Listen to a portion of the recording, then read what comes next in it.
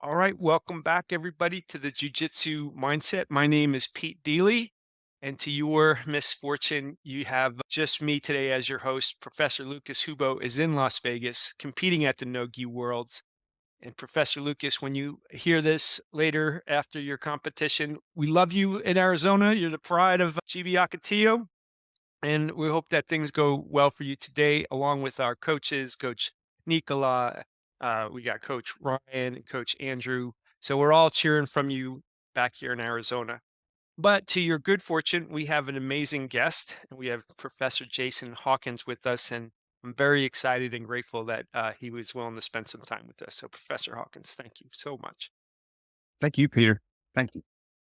Well, I know that Jiu-Jitsu and you have a long history together, and you have a thoughtful relationship to the art. And in fact, you've written a book that I've intended to read beforehand, and you have to forgive me; it's on order, but I'm excited. I'm excited. I'm excited to read it. And we were talking beforehand, like we're roughly the same age. You edged me out by a year here. And your approach to this physical discipline extends beyond the physical implications, that you're obviously a very thoughtful person about what jiu-jitsu means and what it's teaching people beyond, a physical expression of ideas. And so I wanted to begin with the question, when you're teaching jiu-jitsu, other than the martial art of it, what do you feel like people are learning? What are you teaching, and then what are they learning? Because I Right. think it extends beyond just moving your body in particular ways. Yeah. The of course the physical way is a nice doorway for people to interact to get to a deeper place. A Yes. place, where because if you make changes on a physical level, there's opens the doorway to make changes on a more interior level, which is going to be more lasting. I would say a real change because our Yes. physicality, we can't hope to think that our physicality is going to go in this, you know, upward diagonal line and just keep increasing. We'll go so far and then there's going to be a downturn. Right.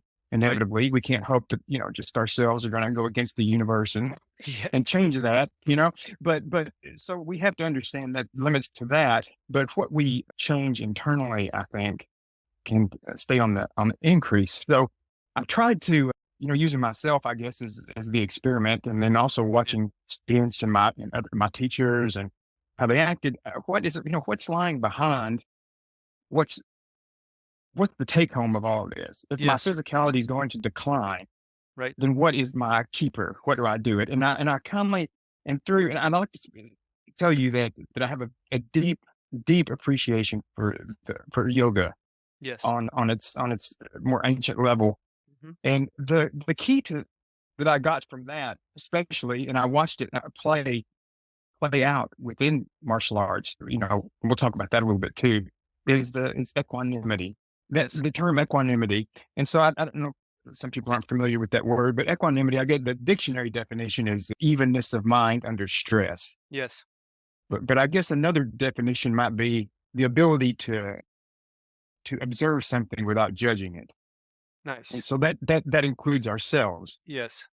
So for me to be able to come in and not have a great day and have a great day and treat those relatively the same and see Yes. the value in both of them, that would be equanimity. Yes. But that evenness of mind under stress, Peter, I've been in martial arts for 42 years, Okay. and I have yet to have somebody jump me in the street or get into a knife fight or anything like that. And I don't Yes. expect it to happen. But so there has to be something. What am I doing? But listen, there's conflict every day.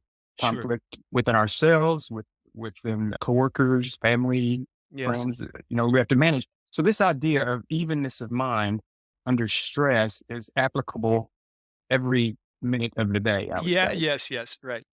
And so playing that out in a concrete manner on the mat Yes. and showing us that, look, this is real, to convince ourselves.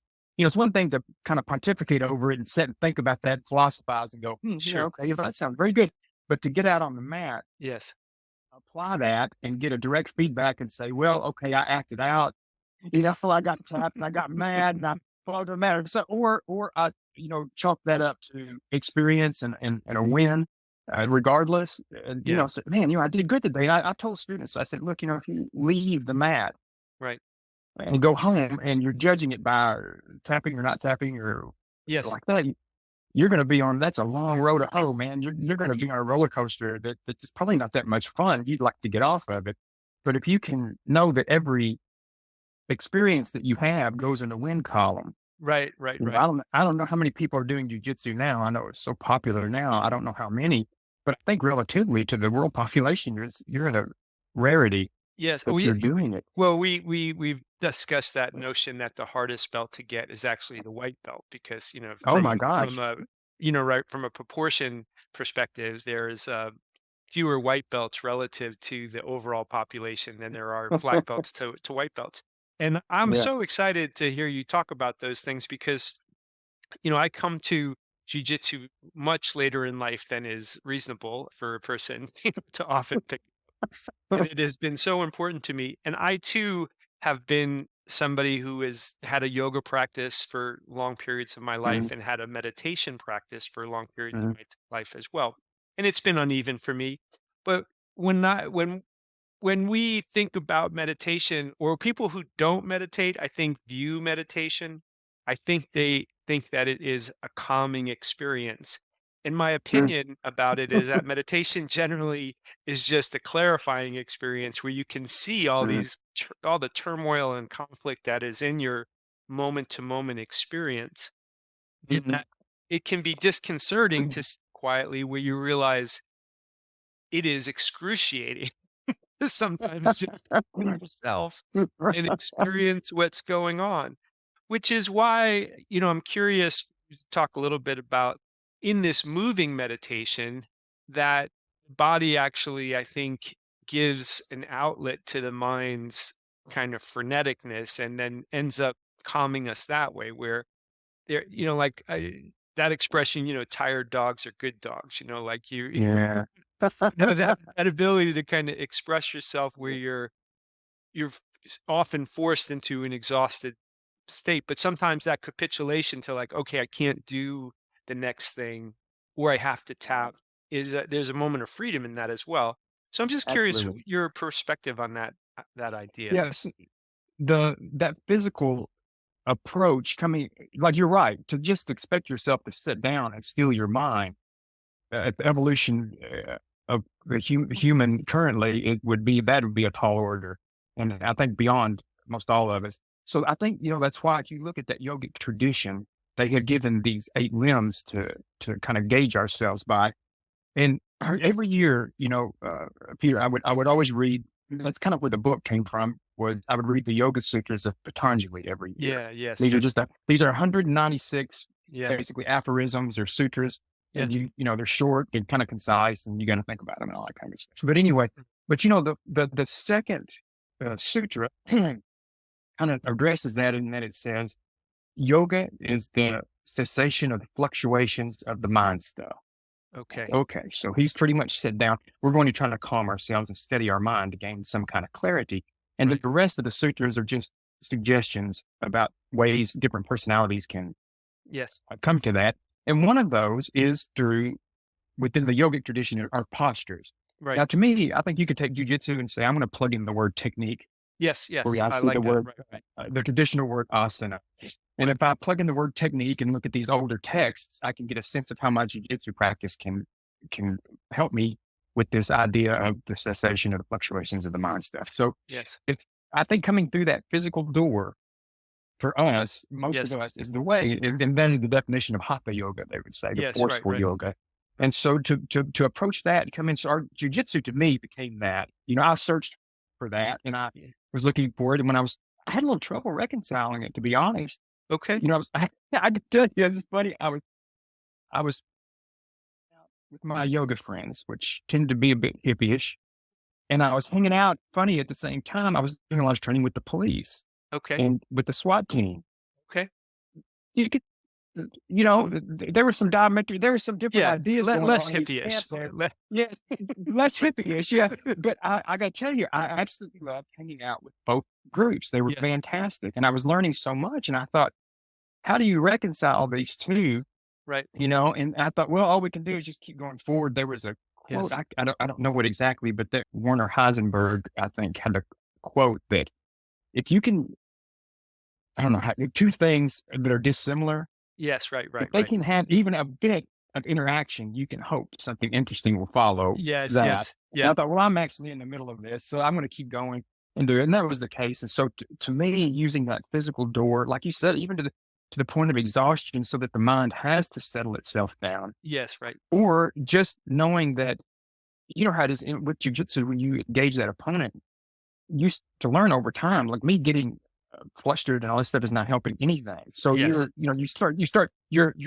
your gauge for how you act when you roll starts becoming your focus, not so much the tap or the technique, Yes. but Yes. how I'm acting, how I'm conducting Yeah. myself as I'm doing this activity Right. starts to become more pulling. And I think that's the yoga. That's the And yoga practice. for many of our fellow yoga practitioners, I think, that lack of knowledge that I think exists in the yoga community at times, that hatha yoga was supposed to be just step one. Like it was just the doorway into the other parts Yeah. of yoga, Right. right? And instead of like the end of itself, like it wasn't about being able, to sit in perfect postures. It was a way into Right. those deeper things. And in much the Right. same way, as you described, being among folks that conflict, actual lethal conflict was a part of their lives and that required a certain Right. disposition. And then folks Right. that perhaps conflict was more, less threatening physically, right? Like the people in Right. the SWAT community might die in any Yeah. given day, and the people in Right. the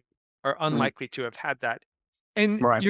you're touching on a point, and I won't ask you to go down this rabbit hole with me, but I just will repeat it because I feel strongly there were previous times in history where the warrior mentality encompassed things beyond just your ability to fight, and that warrior mentality was that you were to be well rounded as a person, which Mm. included the arts and a spiritual discipline.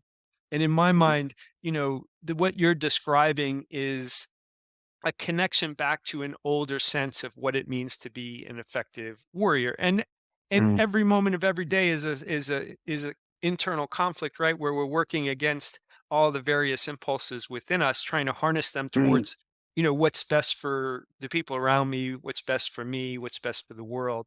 So Right. everybody's a warrior, whether they're in a physical conflict or not, in my mind. So Absolutely.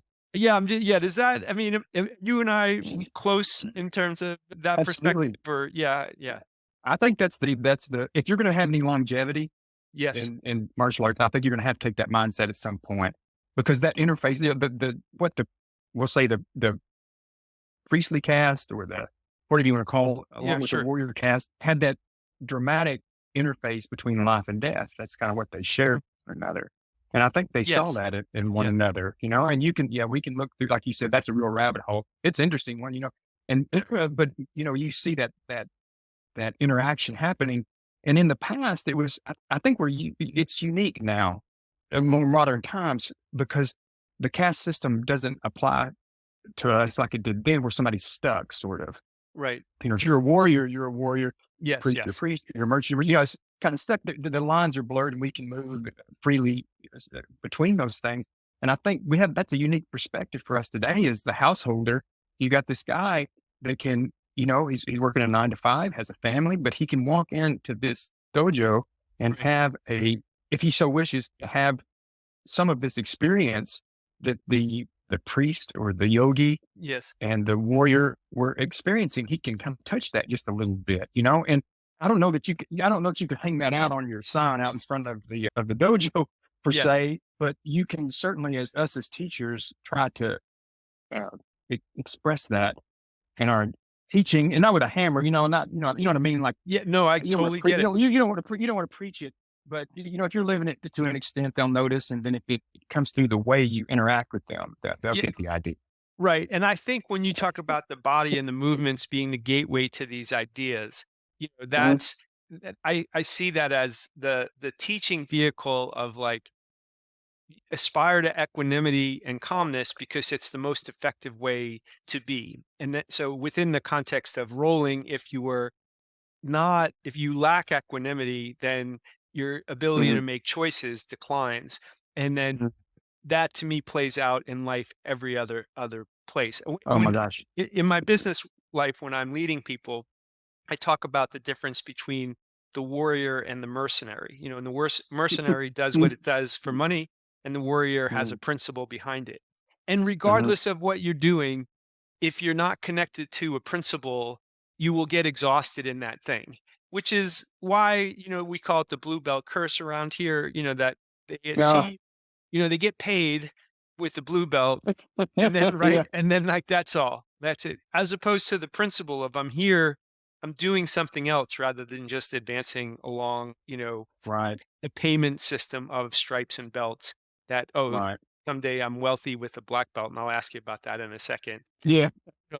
But I think if you talk about that, then you will turn people off because that's not they don't think they're there for those reasons. But if you Right. show them Exactly. that, I think they can Mhm. start to explore deeper parts of who they are. I mean, am Yeah. I paraphrasing some of what you're Yeah. No, saying no, in I that? think you're exactly right. I think as a teacher is being careful about how, to how you place emphasis on that currency of rank. Yes, yes, If we make we want to encourage and have them excited about it, right. but if we put too much, Yes, then we're just sending the wrong message that yeah, way. So it's a real balancing act to, give the pat on the back, but at the same time, don't give it too much credence and, refocus yes. and, back and start working. So, every teacher has to come at that, I think, from their own experience and their students and how harsh they can be, with Right. that kind of treatment. I mean, and listen, I'm no different than anybody else. I mean, the notion of marking progress is difficult, Oh, in it, right? And so it, I have friend who I roll with the most often in terms of my training, and we have expressed to each other over, and I'm a beginner, but over the years that we've done this together, like there are definitely times where like I'm getting worse, like I'm not getting better. As much effort and thought as I'm putting, yeah. I'm actually declining in my skills. And you can't, it's very difficult to step back and see your relationship to yourself. So your experience sometimes might be like, well, I'm getting worse, but in fact, you're just in different circumstances.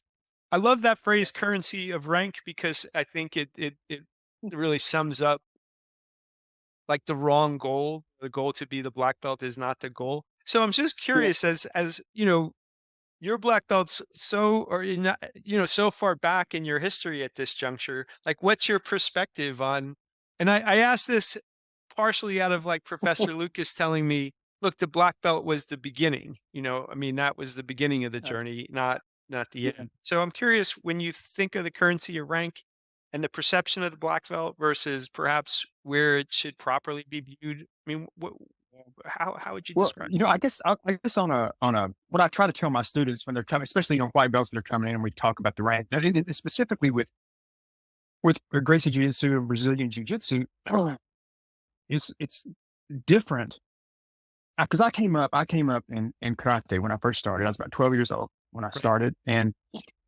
the time that it took to get was kind of on a little bit of the university system. If you look at the history of judo and karate in Japan, right, it's 4 years. And these guys are trying to generate Funakoshi and Kano, I think they're trying to generate teachers. right. So, in 4 years, the kid's going to be gone at a university. So we need to get him to whatever level, black belt or whatever, Yeah. about this. So, you look at about 4 years or so, and that just kind of carried over.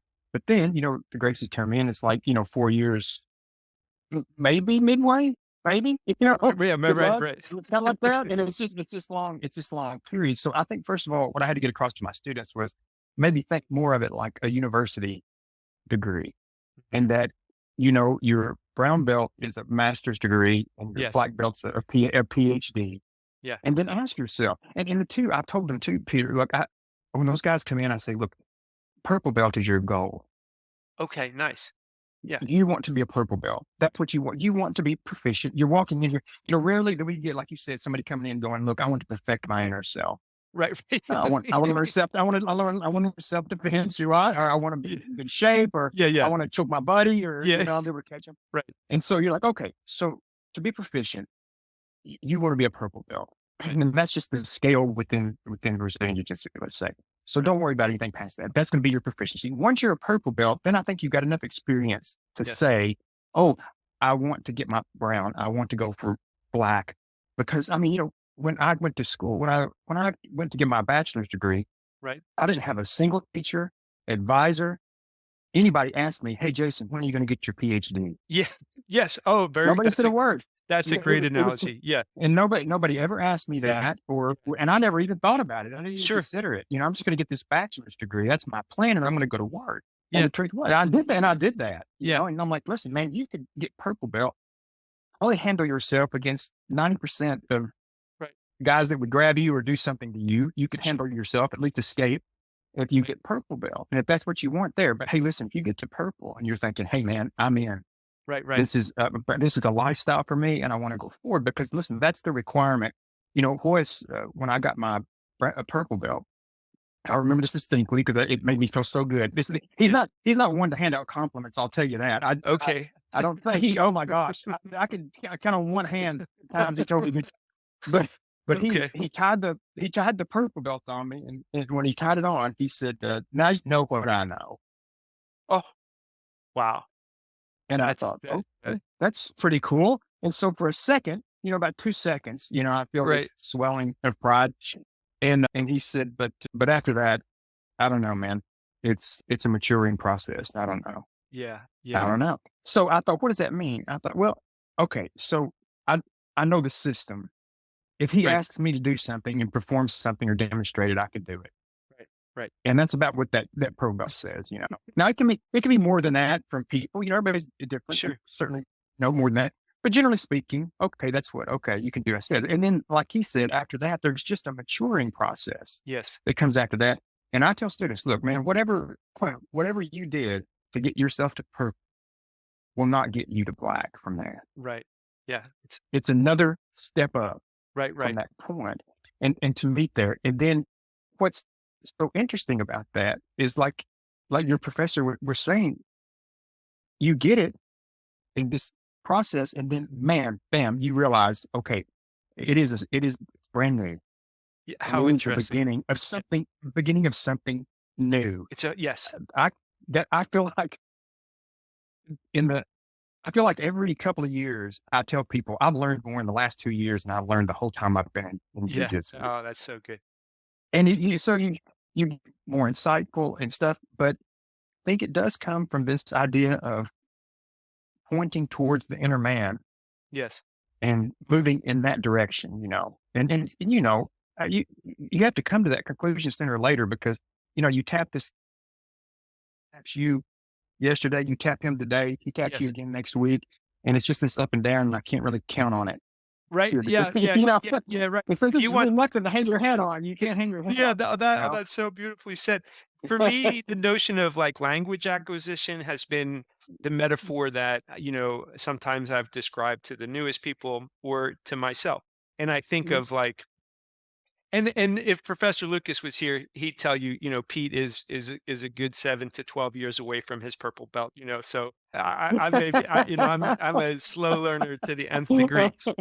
But the ABCs of the movements take such a, like it does with the language, like that takes a while just to get an ABCs. And then, okay, if you can form a word, well, that's great. But like, you're not talking to people if you just know a word here and a word there. And it feels to me like, as you enter into the purple belt land, then you're able to start speaking in sentences. But speaking in sentences is not Shakespeare. So like there's a long Right, yeah. right? Like just because There's you a can jump, kind of, yeah. yeah, just because you can speak the language doesn't mean you can speak it eloquently. And when Very, I very good. perceive, when I go to tournaments, I sometimes have said to Professor Lucas, like, I'm amazed at the pace of the fight is the most frenetic pace is at the white belts. And then as I watch it slows down until, the black belts seem to be, in the most measured of their movements compared Mm. to like, the more, and I'm among them, spazzy of the beginners. And for me, it looked like that in soccer, when you learn soccer as a 5-year-old, everybody's on the ball, nobody's like spread across the field. And it's we're Nobody on knows their role. nobody knows the role. Nobody cares. They see the ball. Let's get the ball. Pop, pop, pop. That's all they do. And by the time you get out to a more sophisticated game, the whole field is covered with people all expressing like, I'm over here away from the ball to create opportunity in much the same way I feel like being calm, having internal equanimity expresses itself in a more flowing, purposeful, intention-filled movements, which don't look the same as like, I don't know what to do, so I'm just going to kind of grab something and hope that it works out. Most of that comes from comparison, I think. Yeah. Say People that people again. wanting to compare comparison. I think people Yes. come in and want to compare themselves to the Yes. guy next to them, and like that. And I think too, also setting up an idea for a long term practice. Most people come into martial arts view it as a sport, which okay, Right. it is in some degrees, but we all know it's to us it's much more than that. But Sure. how else? What else are they going to compare it to? Yeah. And then sports have seasons and things like Yes. that. And so there's Yeah. these short term things. I heard somebody told me once that we completely overestimate what we can do in a year of practice, and we completely underestimate what we can accomplish in 10 years of Yes. practice. Yes. Yes. And it's because we usually don't set out to make a long practice out of something. Right. Even people, I mean, everybody's seen Kung Fu theater and they know it's Yeah.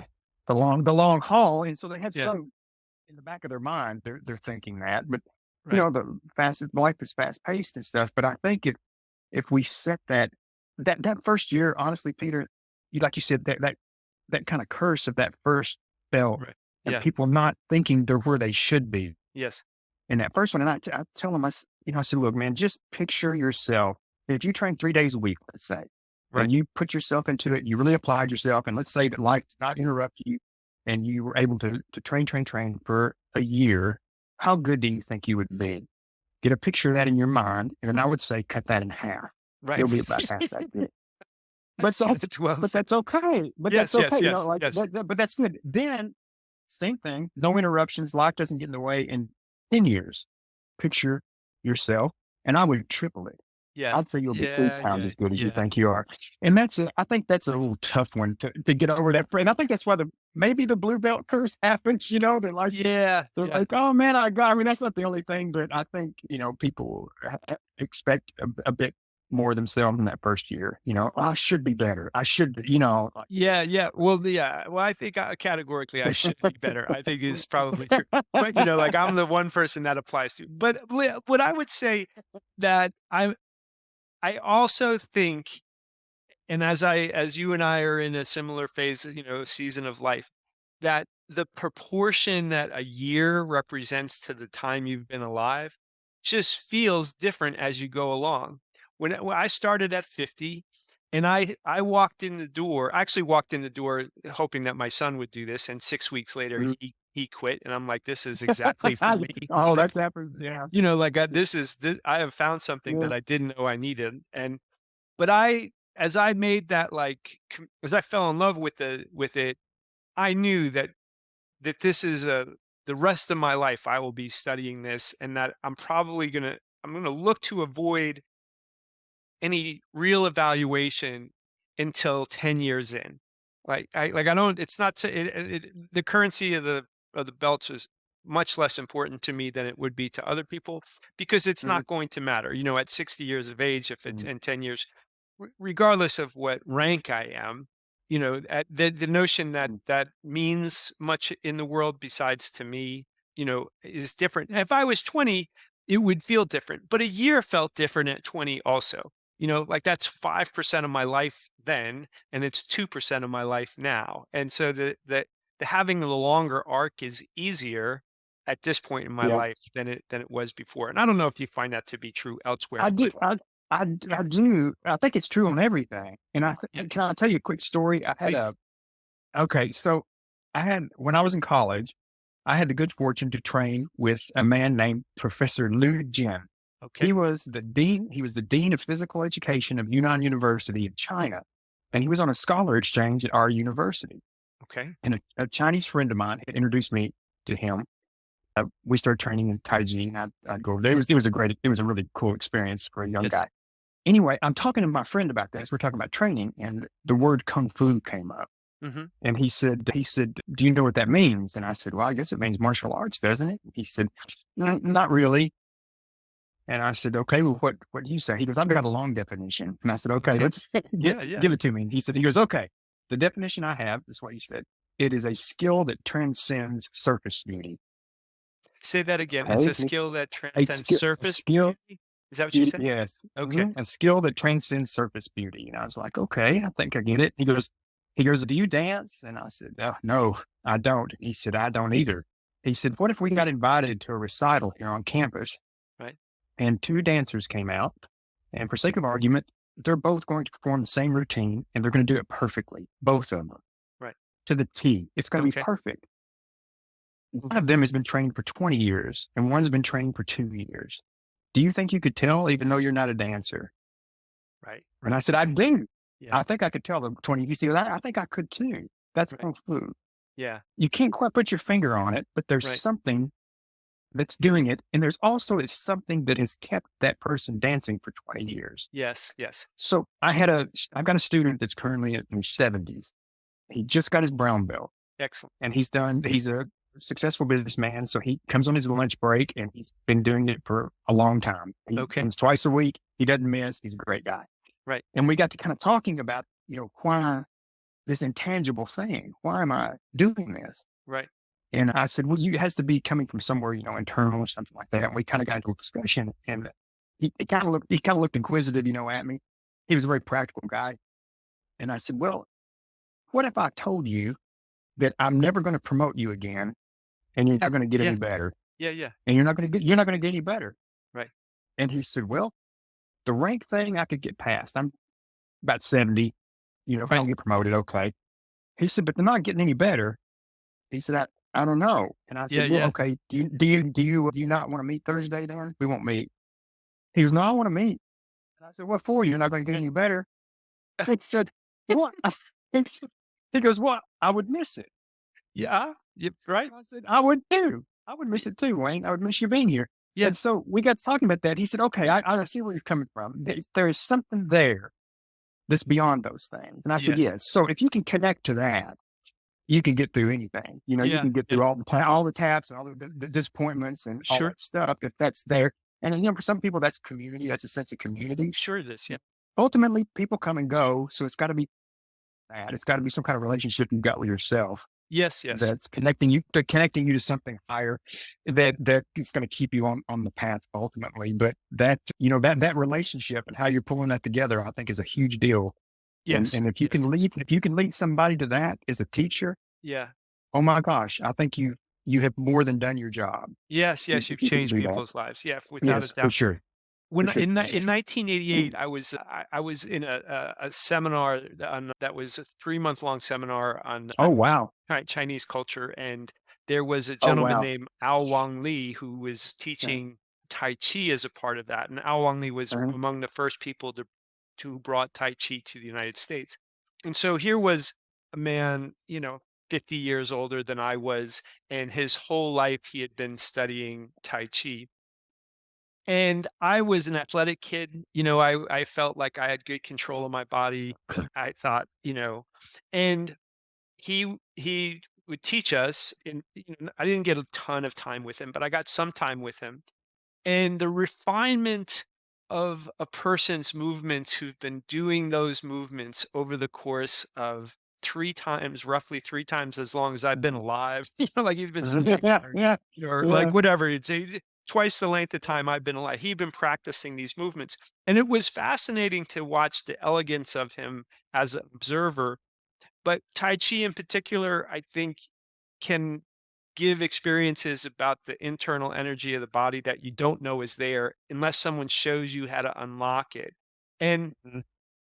I was fascinated with his ability to show a group of 25 people something that seemed to me really complicated, unusual to access, but his Mhm. such mastery of it gave us access to something that we wouldn't otherwise have. So Right. when you talk about being a teacher and then unlocking something for somebody that connects them to themselves differently than they could ever do on their own, in my mind, Right. that's like the highest and best calling of teaching in whatever way. Absolutely. And that's what's unique about jiu-jitsu. But the thing that's unique about jiu-jitsu, I think, is that, arts like Tai Chi and things like that can give you connection to that inner man because you have to learn to train a lion. Right. Yes. And that gives you, and you can put your attention on different things. But when you have a partner in front of you Yes. Yes. and they're testing your ability, I think that's what jujitsu brought to the table. I totally And that, agree. Yeah. yeah, and they're both important.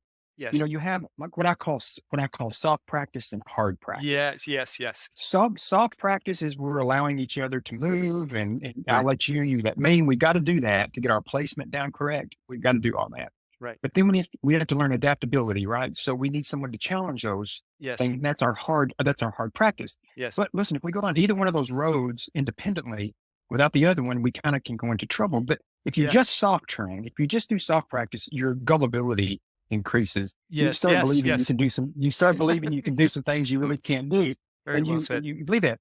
However, if we do just the hard training, then we become narrow minded. Right. We tend not to expand outside.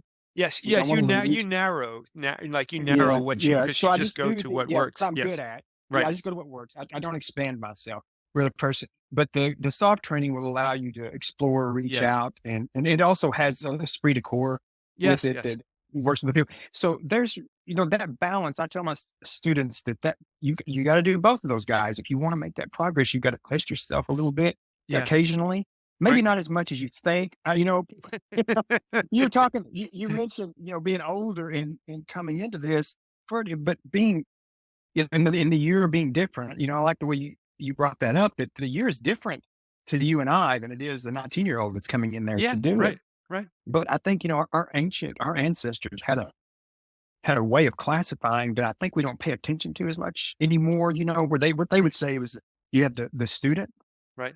the householder, Right. right, the forest dweller, and the renunciate. Oh, And wow. so, the student is, just like you think, I'm going to get some intelligence. I'm going to find out how the world works, hopefully, Right. and focus on studying and physically, I'm going to focus on my strength and flexibility. Yes. Okay. Then, okay, get married, maybe have some kids, get a job, have a career. Now I'm a householder. Right. So what's my focus? My focus now is my health. People are counting on me. They depend on me. And if I'm out of commission, then Right. other people have to pick up my slack. Yes. So I focus on my health. I still have strength and flexibility I work on, but Yes. now I'm focused. Then once we move past that, we retire, kids are gone, then we start moving into this forest dweller, which just Yeah. means I'm kind of gradually backing out Right. and let some other people try. And I'll be here. I'm not gone. I'm just in the woods. Right. Right. Right. Yeah. Yeah. I'll Yeah. answer some questions. If you got questions, I'll answer them. I'm happy to help. But other people are taking the reins. And then if we were to live long enough, if our Yes. life went on long enough and our friends die off and Sure. family starts to die off, then we would be virtually alone and we would have just one relationship, and that's with a higher power, and that's Yeah. it. Yeah. And then so we start losing those relationships. But I think so many people have to think, where am I at? Because you can't come in as a householder Yeah. and act like a student. Yeah. My health, like I got to go to my work keyboard tomorrow. can- Yeah. yeah, Yeah. exactly. The student can throw caution to the wind. Right. And then, Right. I don't know if I used to train with Rodrigo Gracie. Okay. And Rodrigo, we were talking he was younger than me, and Yes. I just turned 40. He was in his late 30s. And he said, Jason, he said, how long does it take you to recover? He goes- And I said, oh God. I said, now, he goes, think about when you're young. He said, you could get hurt that day, maybe go back that night. You're just rest, take a Right. break Right. that afternoon and then go back. Yeah. But at least that a couple of days, shake it off, man, you go back. He said, I Yeah. want to tell you, man. He said, anything that happens to me, 2 men. Yeah. It's I 2 weeks no matter what. Man. It yeah. could be my thumb got wrenched. It's been hurting me for 2 I am a weeks. householder, and so I go into every day with like a primary goal is that I want to come back tomorrow, and because there's no position that I need to assert that is Oh, worth, risking injury. exactly. And I've got a luckily great enough, line. I yeah, got a tell me. great line for you. So I used to tell these guys that Mr. BKS Ongar wrote a great Yeah, book. yeah, yeah, sure. I kind of based my name of my book on it, but he wrote a book called Light on Life. Yes. And he had a great thing in there about practice. And he said, if the practice of today damages the practice of tomorrow, it was incorrect Yeah, practice. well done. That's perfectly said. Isn't that great? It is so great. And just to kind of bat metaphors back and forth about things you Yes. just said, like the flow roll versus the soft practice versus the hard practice, Yeah.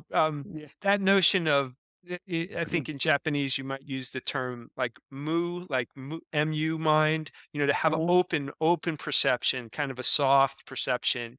And then I think Kime is the opposite. Like I'm very Mhm. focused, like I'm really paying attention to this particular thing. Right. And so that metaphor of like, hard and soft practice and, being more open to lots of things at once and then being able to focus like, hey, I need to learn this particular thing just plays Right. out, everywhere throughout life. And just because the journey of a human being's maturity has always interested me a great deal and the Mhm. notion, and my guess is just given all your references, we follow the same, things we've read in our life, like Yeah. Yeah. Joseph Campbell's The Hero's Oh, Journey is yeah. probably like the thing that opened my eyes to the journey of a person. And he often will refer to colors, right? Like green, like your salad days, where you don't know anything about anything. You just, you just, it's before you even have a sense of what you could know but Right. then that student life is he refers to that as the red time of somebody's life, right? Where the young person sees red. They're in conflict. Their energies are Mhm. so overwhelming to their needs of the moment that Mhm. often they're looking for ways in which to place that. And then as they go along to harness those energies into the white knight, right? Like the time of where those energies now can be applied in all the good ways Yes. to the world. And then ultimately, as you talk about, like, trees don't grow to the sky. Like there are times Yeah. that, like our physicality at a minimum, you got to change how you do things because I don't have a single Yeah. joint on this body that works as God intended it. Like I say, every day is a jigsaw puzzle of like trying to figure out like how to not have somebody snap my shoulder in half and still participate like as it is. exactly. And for, Joseph Campbell might talk about that as the black time of a person's life where you are the wisdom keeper, after you have been out there fighting the battles with wisdom, in your white knight years, as Mhm. you talk about the renunciate, there does come a Yeah. time in which you become purely a teacher because your ability to kind of on those Counselor. Yeah. you are the counselor of sorts. So Yeah. Yeah. I thanks for expanding, my vocabulary on that. Well, yeah, in your journey, I mean, you made a decision from having jujitsu and martial arts be a personal experience, and then it became connected to in my mind, a public experience where you decided to not just teach, but to become a professional, and it Mm. was linked to your livelihood. And I'm curious about that journey. I mean, did it happen in a moment where you're like, this is for me and this is what I'm going to do? Or Mhm. did it happen over time where it kind of occurred to you like, no, this is how I'm going to spend my life? Yeah, I really it was a bit of a gradual unfoldment. There was nothing dramatic other than I always kind of even as a young person before I started martial arts when I was about 12. But Right. even before that, I could kind of I was fascinated with it and I Right. could get an image in my mind. Funny enough, teaching, I didn't really have an image of myself being a fighter per se. Right. Now listen, as a young man, I pursued it and Sure. I tried to do all that stuff, but the image in my mind was mostly the teacher. I liked when that was presented, whether it was a movie, some kind of media or, Yeah. Yeah. movie or something, that quality the teacher had, that serenity, that thing was, even as a young person, that was kind of attractive to me and I wanted to Yeah. do it. But so pursuing it like that was kind of a gradual unfoldment. As far as doing it full time as my career, it took a little coaxing, but I knew I wanted to do it. I couldn't Yeah. see Yeah. another path. I had a friend tell me a little story one time that was pretty good about supposedly a story about Beethoven. Okay. Sure. And he said that supposedly Beethoven, because there's a lot of obstacles. When you decide to do something like that, like, okay, I'm going to do this full time or even I'm going to start martial arts, Right. there's some pushback, Sure. from people around you and you have to consider that. But anyway, so Beethoven supposedly had a student that comes to him at some point. And he says, Maestro, I'm going to forego all of my other studies and just focus completely on music. I'm not going to do anything else. He said, what do you think about that? And Beethoven said, well, I don't think you should do that. And the kid said, well, he's a little confused, he's like, well, isn't that, isn't that what you did? Well, Beethoven says, yes, that's what I did. And He said, well, I don't understand. Why would you, what's the difference? And Beethoven said, well, I didn't have to ask anyone. Oh.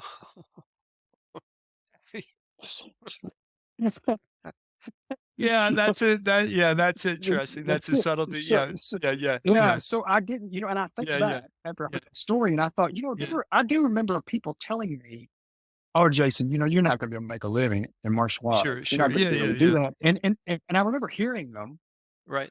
but I don't remember ever thinking, "Okay, maybe I better not do it then." Yes, yes, yeah. And I got thinking back that most of the questions that I asked were not whether I should do it or not, but how am I going to do it? Yes, Like, yes, yeah. how do I get a business license? How do I do, Yeah, it became those kinds of questions rather than this back and forth. And then right. I'm not saying that you have those back and forth questions, you're not going to do something, of course, but I thought that's an interesting perspective because I think most people that decide to do things like that, they're just going to do it. You're going to Yeah, go through yeah. with it Well, and it unfolds.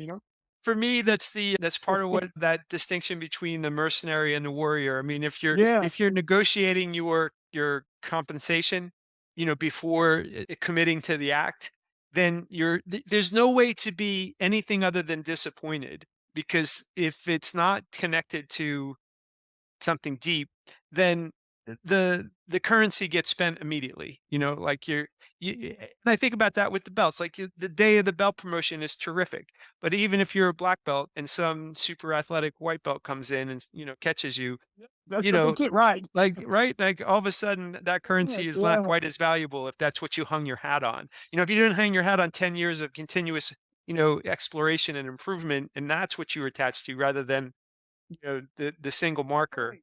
And I feel Yeah, like you're money's like right. that, frankly.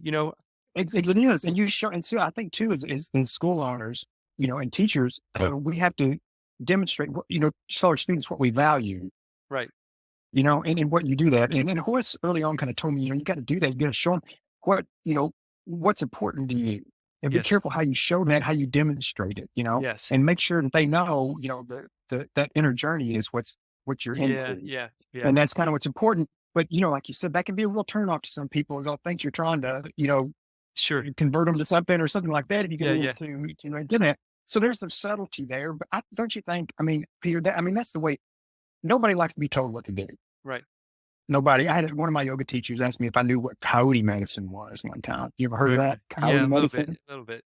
Okay, it's like I never heard of that. I said, "Oh, sure." She said, "No, the Native American, as coyote's the trickster, and so Yeah. if they wanted their kids to do something, it had to be his idea, right?" Yes. So so you gotta, so the coyote medicine is like, I had to, Yeah. if I Yeah. wanted him to clean his Yeah. if I wanted to clean his Yeah. room, I gotta word this in a way that's his idea.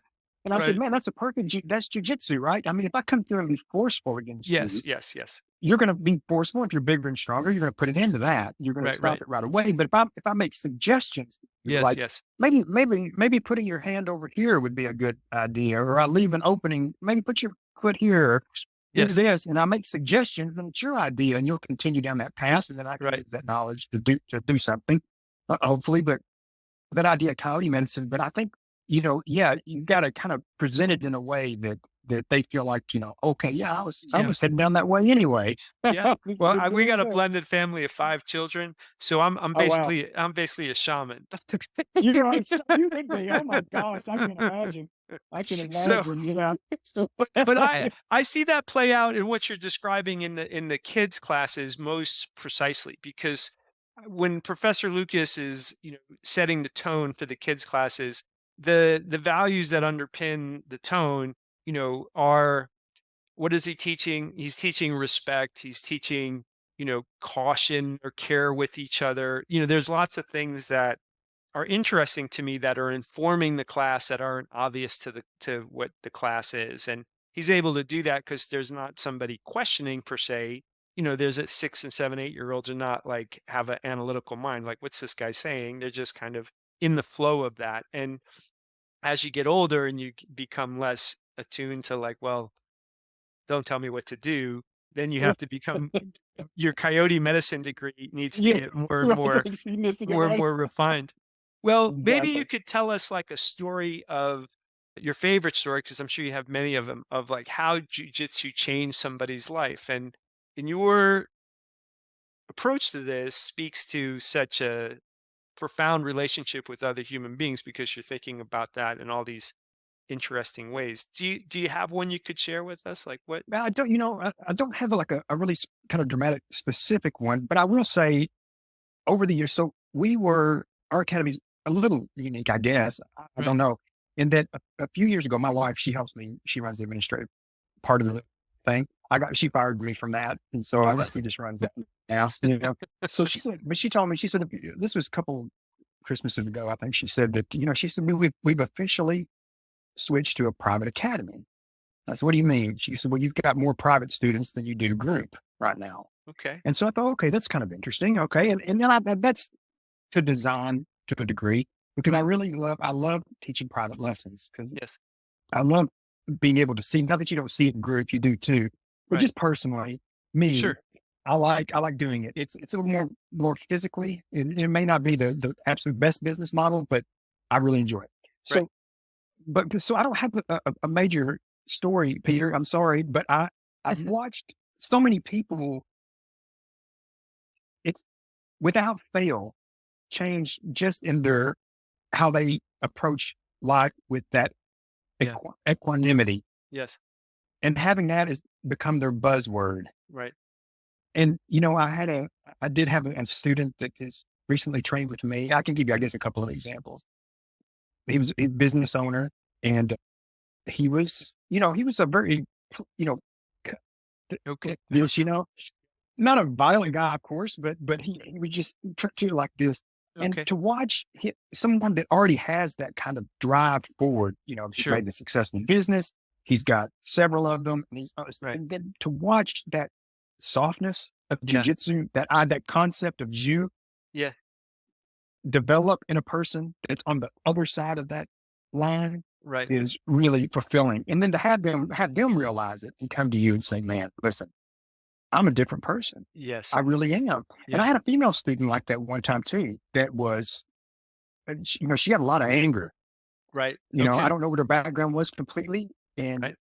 she would just say, that's really transformed my life. So there's so many people that come in Yes. and, and, it either, jujitsu has that moderating effect, right? Yes. Yes. If you're Yes. too soft, it Right. can toughen you up a little bit. Right. If you're a little too hard, it's going to humble you and Yes. bring you Yes. back down, soften you up just a bit.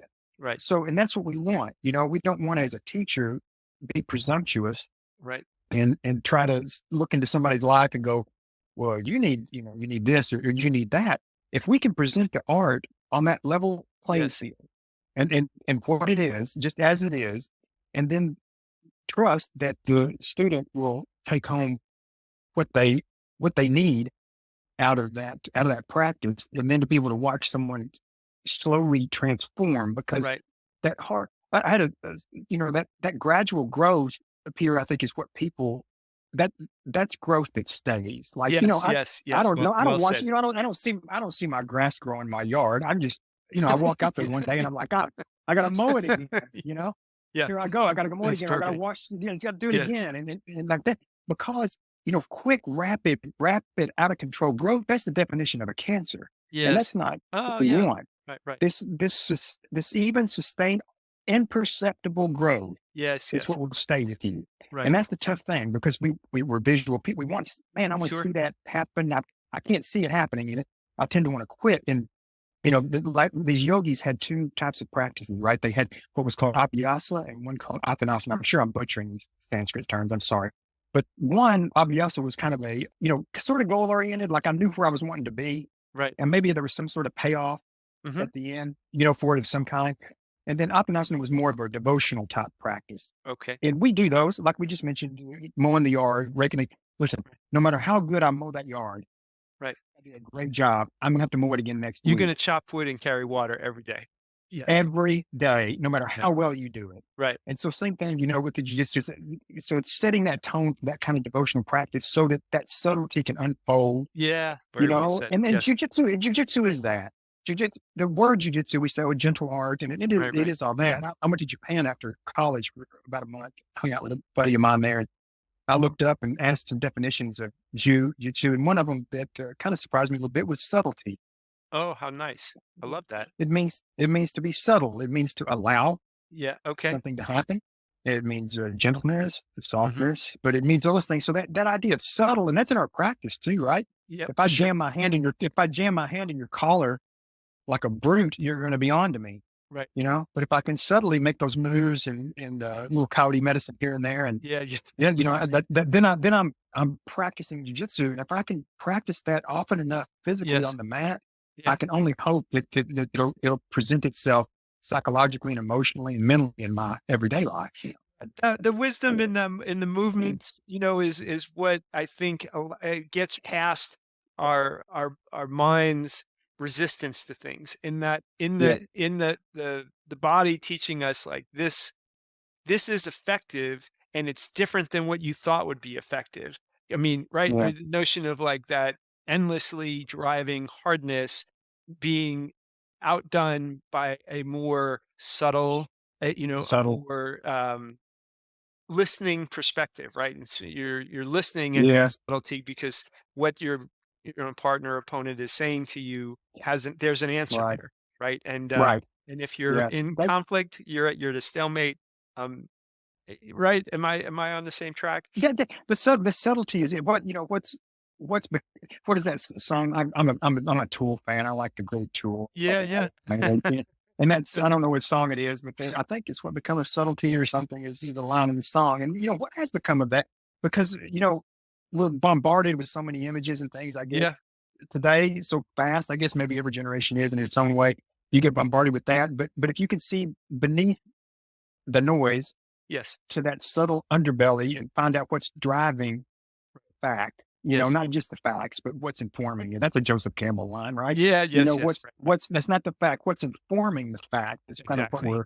we're getting at. And you can't I don't know that you can per se give that to a student. I think that you encourage them to look that way and Yeah, present I it. think I think beautifully said, because all you can do But is that's point. subtlety to it. Yeah. Yeah, you can only point Point towards it, and it's only something to be exactly. experienced. You can't be told. You have to You can't be told. experience it, to that. Yeah. And that the notion of gentleness as a, position of strength is, I think useful to me because it encourages a sense of flexibility in that you can't be limp. You can't have like so much flexibility that there's no spine there, and you can't be Right. stiff because you'll be easily broken. And one thing Yes. about getting older is that something terrible happens to most people in their lives. And in those terrible moments, I think you learn the boundaries of what you're capable of in and of your you learn that your perspective isn't enough. I've had some things Right. happen in the last few years that were upended me and my family in ways that were just devastating beyond description. And it only was in the flexibility of what is in the moment is only reflective of the moment, not eternity, right? Like things are going to change, and that the pain of this particular moment isn't the Yes. new reality. And I find that, very true on the mats when I'm getting smashed and getting tapped and all the You, other things. the the lesson is surrender. Yeah. You Yeah. have to learn that's a dirty word, in jiu-jitsu. But listen, you have to learn how to do that. And people, don't think about that when they come in, but the lesson is surrender. The And lesson the and is and the giving away. outcome is equanimity, right? Because Absolutely, if you yes. surrender, then you Surrender. just right, you let the moment go That's it. as the moment. Like in this moment, That's you're the moment. tapping. You won't always tap. You know what? And there'll be days when it's up and it's Right. down. And if you take that like equanimous position, it's okay. Yeah. The day, It's whatever it felt, okay. it's It's okay, right? okay. It's okay. Professor Yeah. Hawkins, there's no better Yes. ending. We're That's perfect. it's okay. That's like we could have planned Okay. this like beyond that. Yeah. Before we go, I want people to know where to find you. I want them tell us the book and where they can get the book just because these are important ideas and other people may want to explore them. Oh, great. Yeah. So I was going to say when you said you got the book, I was going to say you're the one. That's that. Yeah, great. You're the one. Yeah, print it You're the up. one. Get You know, listen. it. Hey, if people can contact me through our website, Okay. I would say go to Amazon and you can do that. But we have had a horrible time with them. Okay, And that's where I ordered it. So they're yeah. not. Yeah, yeah. Amazon. Yeah, that's fine. But we were not showing any sales on there. They're not Okay. showing Well, us anything. I'm So I the don't know what's guy going then. on. There's a glitch. There's a glitch in their stuff. But anyway, if they want to contact me, you can get it through Amazon too. But if they can contact me just through the website, through our email, I can get them a copy. It's spelled out, 3riversacademy.com. Okay. Excellent. they can go there. And we're in Paducah, Kentucky, a little town in Yeah. Western Kentucky, right on the gentle art. Nice. Okay. Right on the Settled. gentle Very art. subtle title. And yeah, so I've kind of based it on the Yoga Sutras of Patanjali. So the Yeah. first of the book is 10 essays on these concepts. And then the last of the book is 108 sutras Okay. that kind of apply to jiu-jitsu, I felt, along the Excellent. way. So hopefully it's a weird topic. I'm trying to reconcile jiu-jitsu and yoga to myself, I guess, in a way. And that's what somebody told me once, to, write the book that you wish you'd had. So Yeah. Yeah. Very that's the nice. one I wish I'd had. Yeah. So hopefully, it appeals to people on some level. But hey, listen, man, I appreciate you giving me a chance to talk to you guys. Oh man, we love this. Yeah. I had a great time, and you got great insight. I love talking to you, Peter. I think you and I are have kindred spirits, man. I agree. I agree. Well, Professor Hawkins, thank you so much. And for those of Listen, you listening, please check out his website. And I would encourage you to take this conversation with you into the future by picking up his book. So, all right, that was awesome.